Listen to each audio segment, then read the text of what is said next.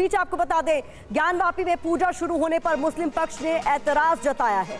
Court ने जल्दबाजी में फैसला दिया, ये कहना मुस्लिम पक्ष का। तो हम जैसा कि आपको बता रहे थे, इलाहाबाद हाई कोर्ट इसी के बाद मूव कर चुका है। मुस्लिम पक्ष कहते हुए कि पूजा की जो अनुमति दी गई है वो ठीक नहीं किया गया है। ज्ञानवापी में पूजा शुरू होने पर ऐतराज जताया गया मुस्लिम पक्ष की ओर से और ये कहा गया है कि कोर्ट की ओर से जल्दबाजी में फैसला दिया गया है।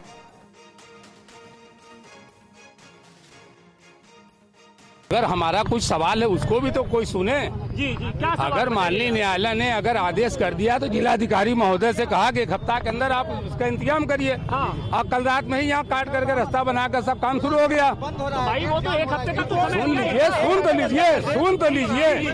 हमारा कहने का मकसद ये है कि इसी कैंपस में हमारा मुकदमा है मजार शरीफ का, जो 1936 से प्रमाणित है, 1883 से प्रमाणित है और 1940 से 42 से प्रमाणित है। तीन जजमेंट हमारा है। उसके बावजूद उस पर आज 2 साल से मुकदमे चलने कोई आर्डर नहीं हो रहे हैं इसी कैंपस में। एक दिन में 4 महीने का मुकदमा में आप ऑर्डर कर रहे हैं। किस एविडेंस के तहत आपने ऑर्डर किया, ये सवाल है न्यायालय से हमारा। प्लेसेज ऑफ वर्शिप एक्ट लागू नहीं होता है, ये वक्फ की प्रॉपर्टी नहीं है। उन्होंने ये भी कहा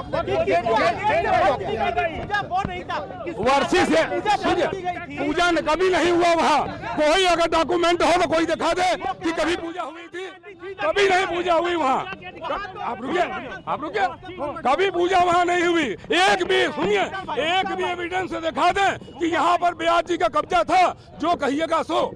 एक भी डॉक्यूमेंट दिखा दे। दीन मोहम्मद के केस में 10 लोग जाकर के उसमें पार्टी बने और वह चला, क्योंकि वह मुकदमा थर्ड पार्टी ने मालिकाने का किया था।